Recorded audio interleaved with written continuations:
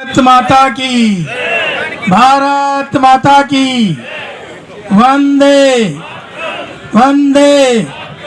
खाना बनवा रखा है, थोड़ा जोर लगा। जिंदाबाद, भारतीय जनता पार्टी जिंदाबाद।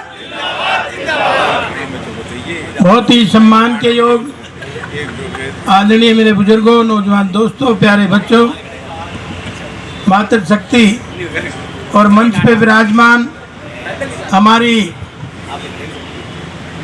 नगर परिषद की भारतीय जनता पार्टी की चेयरपर्सन की उम्मीदवार बहन विनीता पीपल जी, डॉक्टर शर्मा जी, हमारी यहाँ की वार्ड की है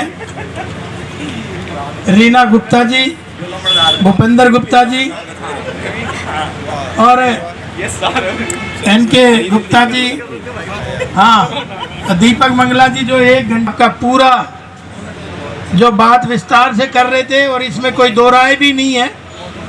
अब वो आपको सत्यता से वाकिफ करा रहे थे कि इस 1.5 साल में जंतर 24 घंटे आपकी सेवा में है, क्योंकि आपको पता है कि हम कोई लूटने नहीं आए।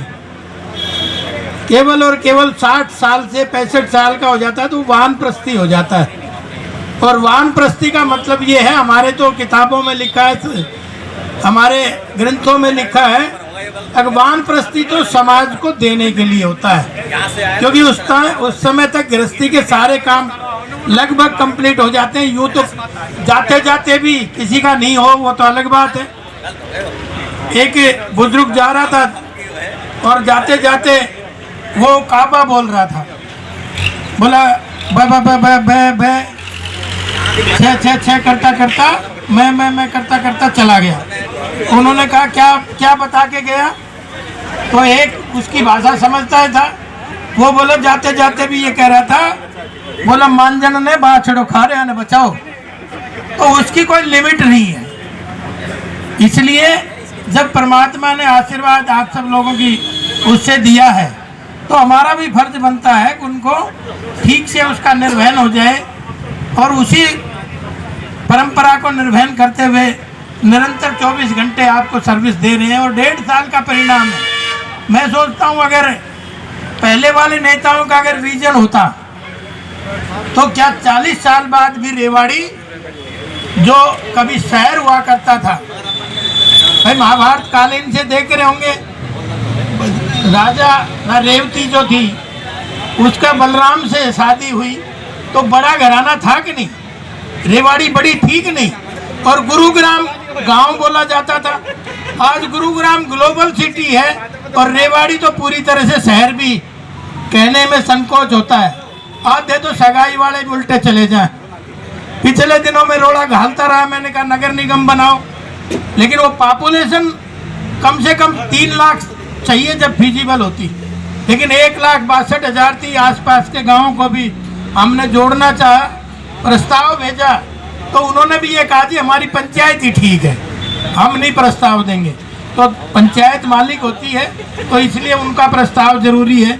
लेकिन अब मुझे लगता है कि सेंसेक्स आएगा तो इसमें एक्चुअल पॉपुलेशन का डाटा हमारे सामने होगा और मुझे लगता है उस पर हम जरूर हैमरिंग करेंगे आने वाले समय में, वो चीज़ भी पूरी।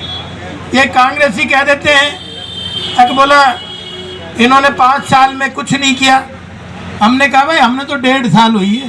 इस मैनिफेस्टो को भी मैं देख रहा हूँ, बाड़ावास फाटक का इसमें जिक्र था, आज ये पुल बन के तैयार हो गया कि नहीं हो रहा? और अभी भूपेंद्र भाई ने मेरे पीछे पढ़ के 16.5 करोड़ रुपए ये सर्विस लाइन के भी पास करा दिए।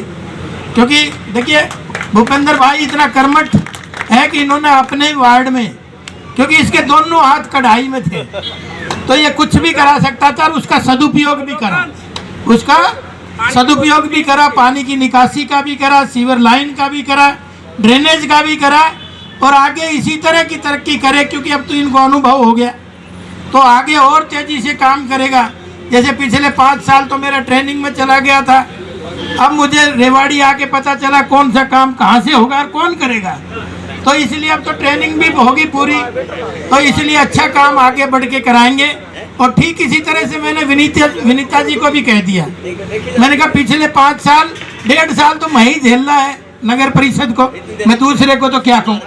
मेरे कहने में मेरे को गुरेज नहीं है, क्योंकि मैंने वो प्रैक्टिकल देखा है, लोग परेशान हुए हैं। तो मैंने विनीता को कहा है, मैंने कहा विनीता जी लोग आशीर्वाद आपको देंगे, इसमें कोई दो राय नहीं, क्योंकि लोगों के चेहरे मोहरे बता रहे हैं। और दूसरे को दे दिया तो वो तो लूटते आए हैं, पहले भी लूट रहे थे इसको, और लूटने आ जाएंगे। और भाई उन्हीं की गोदी में ये बैठा था, जो दूसरा प्रत्याशी है वो उन्हीं की गोदी में बैठा था जो लूट रहे थे। बोलो विधायक गड़बड़ है, बोला चेयरमैन तो ठीक है, ये कहते हैं कई बार अखबारों में सुना। तो मैंने कहा भाई विधायक गड़बड़ है तो तेरा भी हो जाएगा, क्योंकि जनता से जो वो बेईमानी करेगा, क्योंकि जनता जनार्दन का आशीर्वाद भगवान का रूप होता है।